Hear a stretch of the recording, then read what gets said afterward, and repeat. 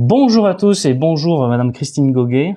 Bonjour. Merci beaucoup de me recevoir pour échanger Les Grands Hommes et le Diable, donc aux éditions du Rocher, je vous le montre bien à l'écran, qui est une continuité du premier livre que vous aviez sorti il y a quelques années qui s'appelait donc Les Grands Hommes et Dieu.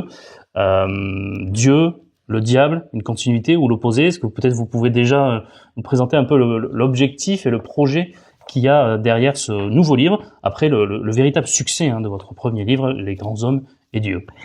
Alors, tout d'abord, pour revenir sur les grands hommes et Dieu, ça s'était imposé et c'était le rapport des grands hommes au divin. D'accord. La continuité logique, comme vous l'exprimez très bien, c'est les grands hommes et le diable. Parce que je pense que dans chacun d'entre nous, il y a forcément une face divine et une face cachée. Oui. Et j'ai été, comme journaliste, amenée à réfléchir et à chercher, parce que ce sont des petites enquêtes sur chacun de ces grands hommes, à la fois sur leur intériorité spirituelle, et cette fois-ci, sur leur intériorité d'hommes faillibles et divisés, puisque étymologiquement, le mot diable, c'est le mot division. C'est-à-dire que en chacun d'entre nous, je pense qu'on a des divisions, des faces multiples, plus ou moins importantes selon les grands hommes. Et je pense qu'on aurait d'ailleurs pu prendre presque les mêmes grands hommes du premier livre et pour les caler, voilà, à cet autre livre, Les Grands Hommes et le Diable. Et c'est ce que dit d'ailleurs Michel Onfray dans la préface, c'est-à-dire que vous avez raison, il dit, vous avez raison de parler du diable, parce que le diable, c'est celui qui divise, et donc la division entre l'homme plutôt de lumière, l'homme plutôt obscur, en tout cas la face sombre.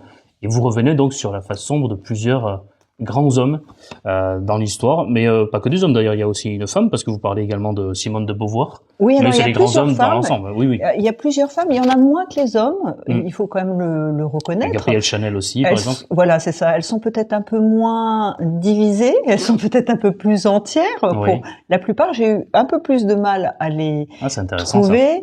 Je pense aussi que les époques faisaient que les femmes étaient peut-être moins mises en avant. Donc aujourd'hui, on en a certainement beaucoup plus. Tous les personnages font partie de l'histoire. Je pense que c'était important d'aller chercher, d'aller comprendre leur intériorité une fois leur vie terminée. Puisque tant que la vie n'est pas terminée, on peut aussi évoluer et être un grand homme à un moment donné comme Rimbaud, un grand génie, et puis abandonner son propre génie. C'est ce qu'il a fait d'ailleurs à l'âge de 20 ans pour passer à sa face obscure, si je puis dire. Bien sûr. Donc en fait, dans ces grands hommes, on a, j'ai quand même tenté de changer parce que je pense qu'on pourrait faire une pléiade.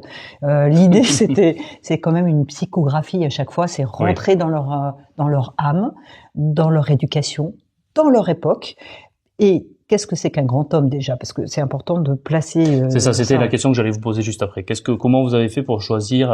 Alors, c'était quoi pour vous les grands hommes? Des grands hommes qui ont fait des grandes choses, mais pas que grandes d'ailleurs. Alors, un grand homme, je trouve que l'idée, c'est évidemment un grand homme, c'est quelqu'un qui a marqué durablement et largement l'histoire. D'accord. Voilà. Ce qui n'exclut pas, et ce qui n'exclut à aucun moment ces contradictions, ces failles. Bien sûr. Alors moi, je suis très intéressée par l'époque parce que avant on idolâtrait, on avait des icônes surestimées sans doute, et aujourd'hui on déboulonne.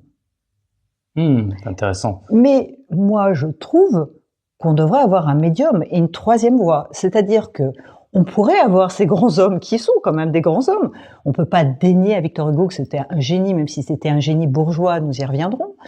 Je pense qu'on pourrait trouver une voie médiane et dire qu'ils sont des hommes, donc grands hommes, mais faillibles.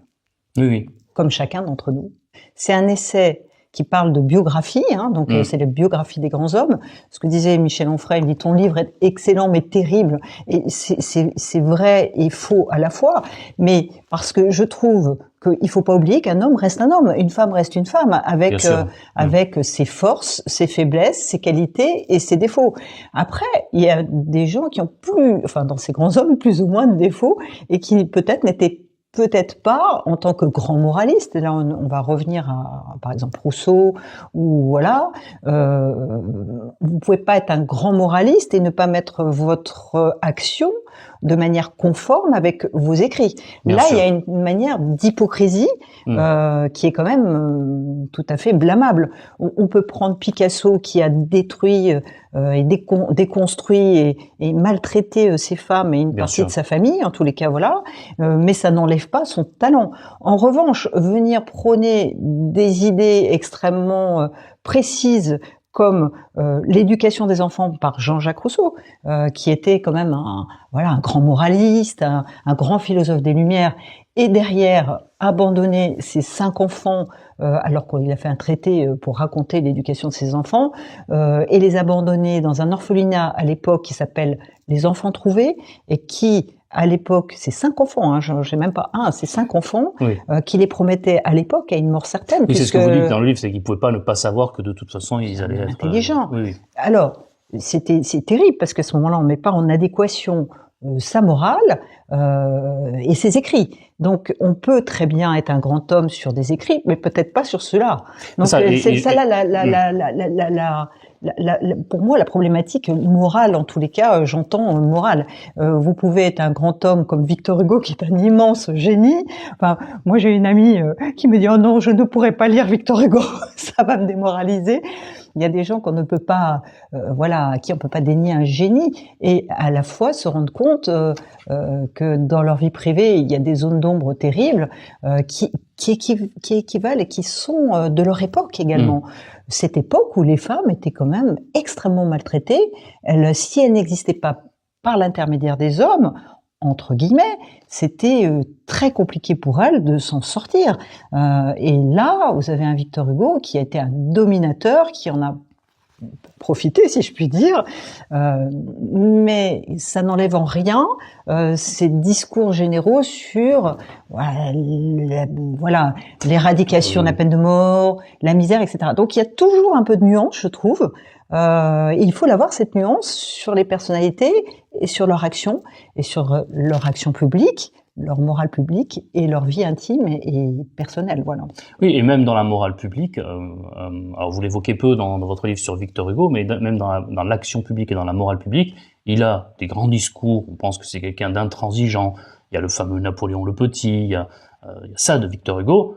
Enfin, son action politique en lui en tant que tel et sa carrière politique n'est pas si linéaire, n'est pas si intègre, n'est pas si linéaire. Donc, il a été royaliste, ensuite il a été bonapartiste, puis républicain, puis lorsqu'il pense que Napoléon Bonaparte va peut-être le nommer dans un des ministères, il devient de nouveau bonapartiste. Après, vu qu'il n'est pas pris, je pense que ça fait partie des raisons pour lesquelles ensuite il est devenu un grand opposant. Mais il y a aussi dans la morale publique aussi des choses chez Victor Hugo qui sont pas forcément très linéaires. Mais il y a pas mal de choses que j'ai découvertes dans votre livre. Par exemple, sur son côté, par exemple, avare et calculateur, ça, par exemple, je l'ignorais. Il y a beaucoup de gens qui l'ignorent. Oui, ça je l'ignorais. C'est-à-dire que, Victor Hugo était quelqu'un et c'est dans toutes ses grandes biographies, puisque si vous voulez, quand même, ce livre, c'est un petit peu comme Les Grands Hommes et Dieux. C'est une très très grande enquête en réalité, puisque sur chaque personnalité il y a une enquête de biographie. Un super travail, voilà, c'est 3 ans d'enquête, donc c'est pour ça que j'ai mis du temps à écrire depuis. Ce sont des essais historiques, biographiques, et qui se veulent synthétiques, parce que chacun peut aller chercher un peu ce qu'il a envie de chercher. C'est-à-dire que il y a telle personne qui vous intéresse, une autre personne qui va plus être intéressée par telle autre personne. Donc je trouve que c'est intéressant d'avoir des petites biographies courtes. Mais cette synthèse, et avec un angle évidemment de sujet, implique une énorme recherche bibliographique en réalité. Oui, ça a dû demander un sacré boulot. Oui. Donc c'est un grand travail, et il y a des petites révélations comme celle-là, celle de, on n'en a pas parlé encore, mais de Pablo Neruda, qui est le grand poète de l'humanité, qui défend toutes les personnes immigrées, qui a des poèmes exceptionnels sur la sensibilité de l'âme humaine, et qui lui-même mais était terrible dans sa vie personnelle. Je crois que c'est un des pires. Il a une femme et un enfant qui naît, qui est malheureusement, sa fille est hydrocéphale, donc handicapée, un petit peu comme le général de Gaulle avec un enfant handicapé. On peut imaginer que sa sensibilité soit touchée, mais pas du tout. Lui, qui est le grand poète de l'humanité, il abandonne sa fille en disant elle ressemble à un petit vampire. Il abandonne femme et enfant. Oui, c'est terrible. Oui. Et sa fille va mourir très, très petite. Voilà. Donc, tout est possible. Oui, ce décalage vraiment que l'on voit. Alors il y en a plein comme ça. Il y a Einstein aussi. Il y a on l'a cité Rousseau. Voilà, donc c'est quand même une face cachée, une face sombre, et une face terrible que plein de personnes ne connaissent pas. Et Jean-Jacques Rousseau. Parce qu'effectivement, vous avez raison sur le côté, il prône une morale dans l'éducation, c'est le grand homme de l'éducation, et en même temps, il abandonne ses 5 enfants. Vous dites, vous écrivez une phrase, vous dites, mais en fait, on peut pas non plus excuser ce geste par son enfance ou ce qu'il a vécu, et pourtant, vous revenez quand même assez longuement. Donc, on pourrait penser que justement, vous voulez un petit peu l'expliquer, même si vous vous en défendez à la fin. En fait, son enfance, elle est terrible. Il a un père qui n'a jamais grandi dans sa tête, qui le frappait, qui le battait. Son grand frère a fugué, sa mère est morte à la naissance. Son grand frère a fugué parce que justement le père était beaucoup trop violent. Il a quand même une enfance terrible. Il a jamais lui vraiment eu ce modèle peut-être paternel.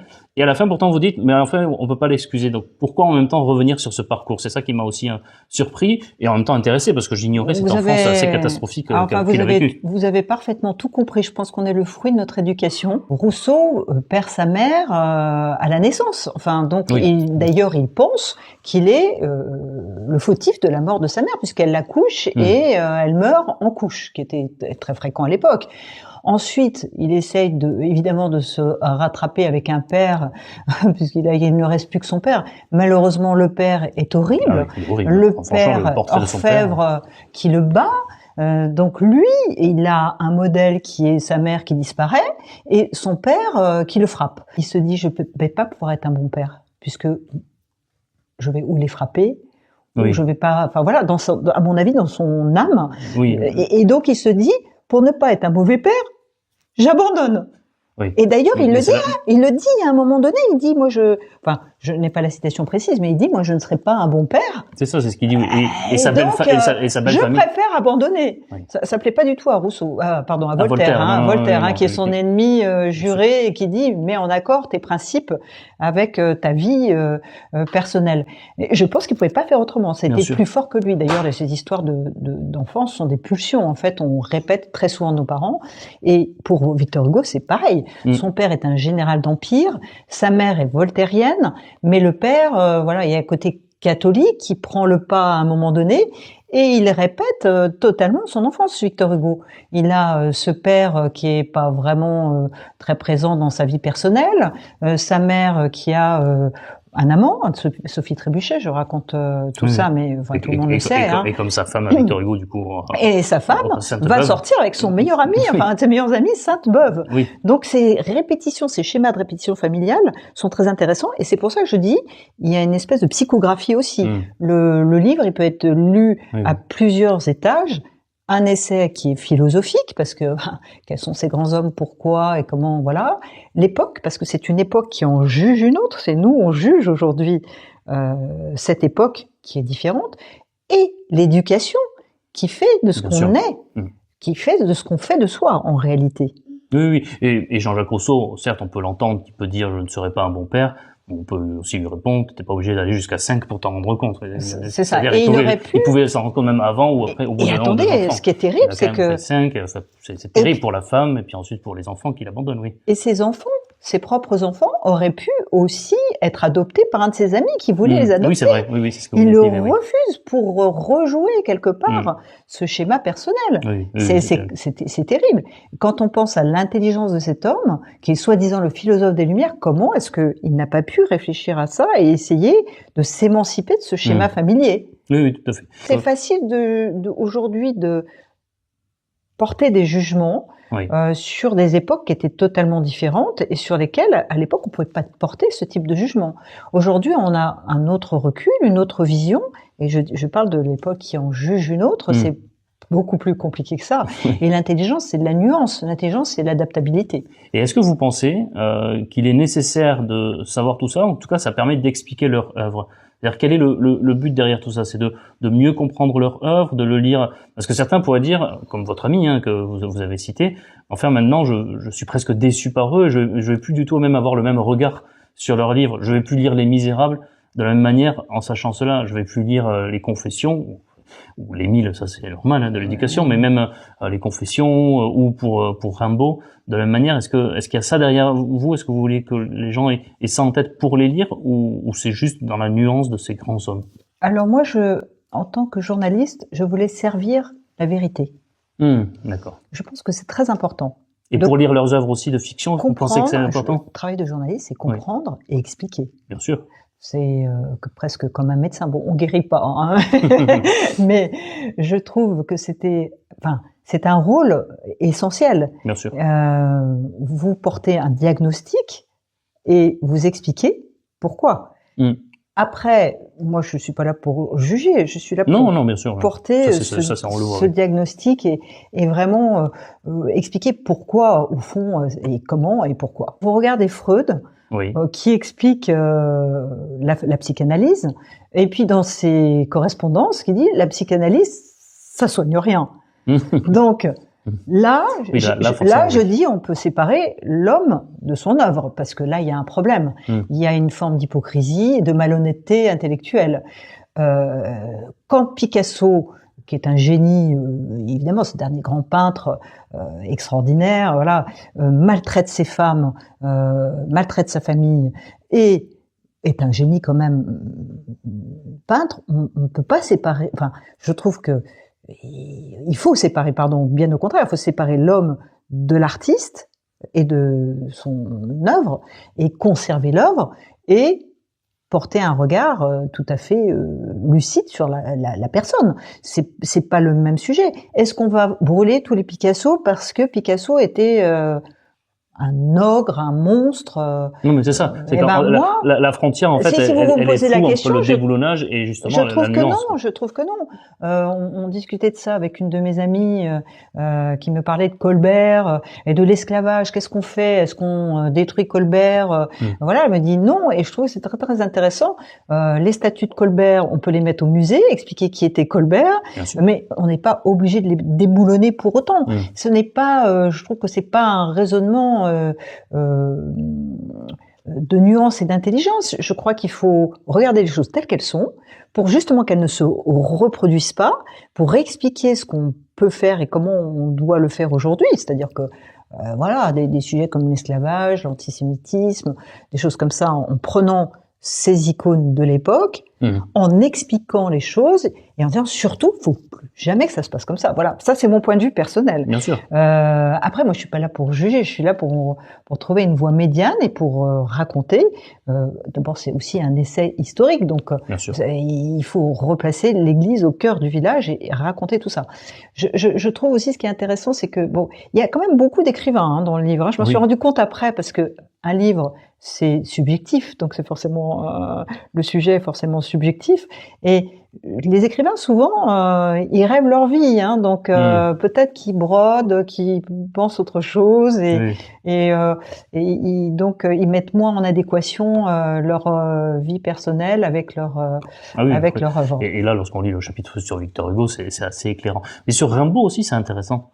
Parce que sur Rimbaud, pour vous, c'est un petit voyou. La face sombre, c'est quoi?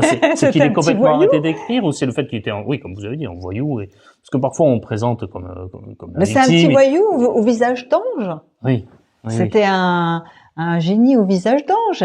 Et lui, alors il faut replacer. Son enfance, elle est terrible aussi. Il fugue 3 fois, il est ramené par la gendarmerie. Il faut raconter l'enfance aussi. Oui. D'abord, il naît à Charleville-Mézières. Je sais pas si vous connaissez. J'y suis allé une fois. Oui. Terrible. Et à l'époque, à l'époque c'était encore pire parce que là, vous avez une petite ville. J'espère qu'on n'a pas beaucoup d'habitants de Charleville-Mézières. Non, mais c'était terrible. C'était une toute petite ville de province très sombre, très triste, avec très peu d'argent. Et lui, il grandit dans cette famille avec une maman qui s'appelle Vitalie, qui était une matrone terrible, un père qui est dans l'armée et qui apparaît et puis il fait ses enfants et il s'en va. Il les abandonne tous. C'est quand même une enfance terrible. Et le pauvre petit Rimbaud, moi je sais pas, comme vous qui êtes passionné de livres comme moi, qu'est-ce qui se passe? Il rêve sa vie autrement. Il est dans cet environnement terrible. Il a plus de père. Il a une mère qui est maltraitante, qui lui colle des gifles dès qu'il y a un problème. Enfin, même plus que des gifles. Et là, il rêve devant les vitrines des libraires. Oui. Et puis c'est un génie à l'école, il a des résultats brillants, mais insolent quand même. Mais oui, mais parce que il rêve d'une vie meilleure. Oui. Et les livres sont une évasion, que c'est pas vous que je vais expliquer ça. C'est l'évasion, c'est de se dire, grâce à la lecture, je suis ailleurs. Grâce à la lecture et grâce à mon travail à l'école, comme vous dites, un élève brillant, je vais pouvoir m'en sortir. Et là, qu'est-ce qu'il fait tout de suite très tôt, comme il a une grande maturité, une grande intelligence, malgré un caractère épouvantable, faut quand même le dire, épouvantable, c'est vraiment... Lorsque la gendarmerie l'arrête, il leur répond de manière insolente. Mais parce qu'il va pas bien. Oui, bien sûr. Oui, et je veux pas non plus l'excuser, c'est pas, j'éclaire, c'est tout, Oui. Et donc là, à un moment donné, qu'est-ce qu'il se dit? Il se dit, je vais écrire, pour m'en sortir à Verlaine. Et là, Verlaine lui dit, chère âme, venez. Et là, à l'âge de 20 ans, après avoir fait toutes les turpitudes, il s'est grillé, mais vraiment avec tout le monde. Oui. Il abandonne son génie, c'est terrible. Et il passe à sa face obscure.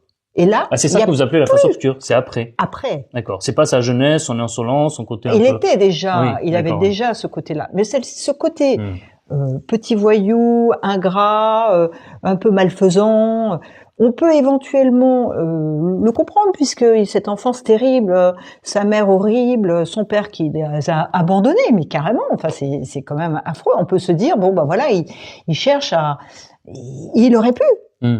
D'ailleurs, une saison en enfer, c'est tout ça, c'est ses visions, il essaye de s'en sortir, et ça fonctionne pas. Je sais pas ce qui se passe dans sa tête à ce moment-là, ça fonctionne plus.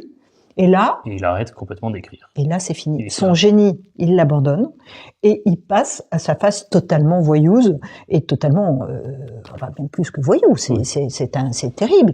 Il devient. Alors, c'est vrai que l'époque aussi est un petit peu, un peu différente de celle d'aujourd'hui.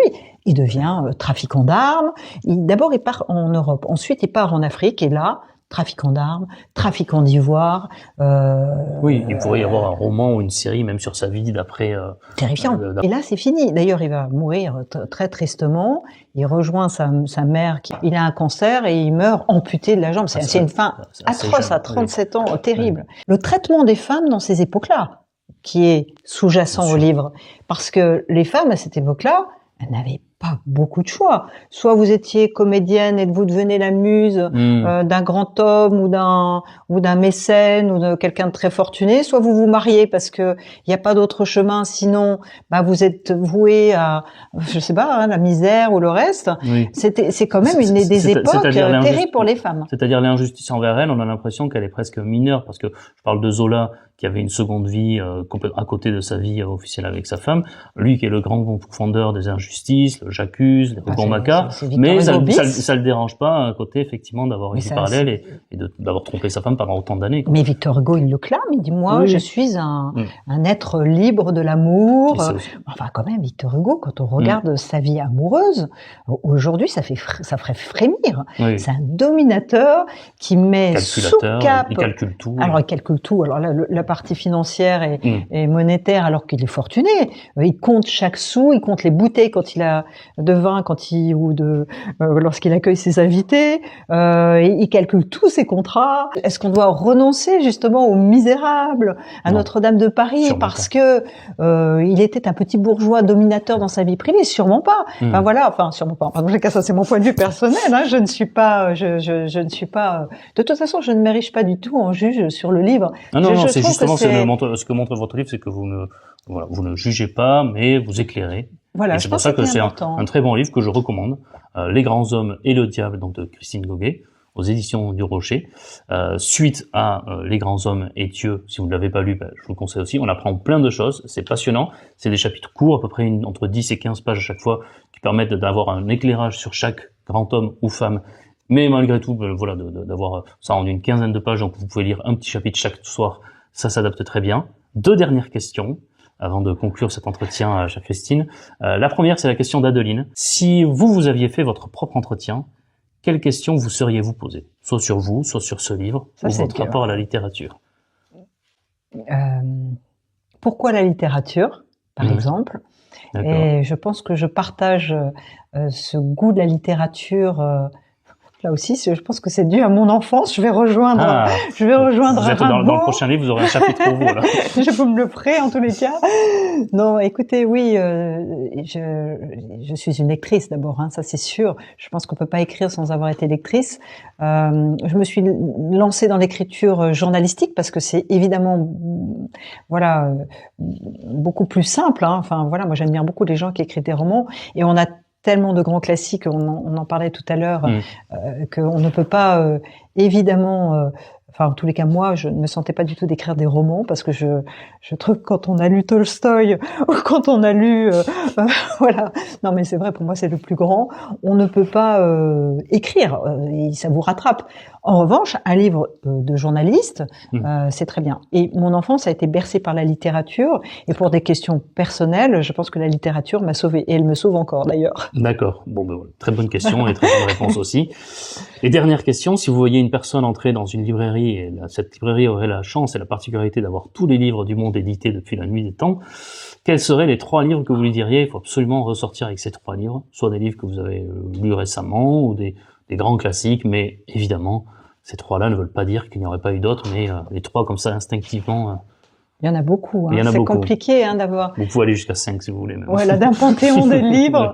En plus, moi, je vous suis beaucoup dans tout ce que vous faites, et à chaque fois, j'en redécouvre d'autres. Vraiment, c'est un plaisir. Merci de ce que vous faites pour la littérature. C'est tous les deux avec Adeline, c'est quelque chose d'exceptionnel. Bon, évidemment, il y a Anna Karénine. Pour moi, c'est le plus grand roman d'amour qui a été, voilà, pour moi, c'est voilà, Tolstoï, c'est le plus grand. C'est le photographe de la littérature. Les Russes sont extraordinaires, et puis en plus, l'âme slave, je trouve, vous emporte. Oui. Après, non, c'est très compliqué. J'en ai tellement de livres. Il y a Graham Greene, La fin d'une liaison. Il y a enfin voilà, il y en a plein. Enfin, c'est difficile parce que choisir, c'est renoncer ou c'est sacrifier. Donc oui, ou c'est privilégié à un moment donné. Voilà. Je sais pas. Moi, je suis très grand classique. Oui. Je trouve que les grands classiques. Et donc en France, plutôt Victor Hugo, alors vous disiez. J'adore Victor Hugo, mais il n'y a pas que Victor Hugo. Non, enfin, il y en a plein. Et Les Misérables, forcément. Balzac, j'adore Balzac. L'âme humaine. Ah oui. Zweig aussi. Non, Balzac, c'est extraordinaire.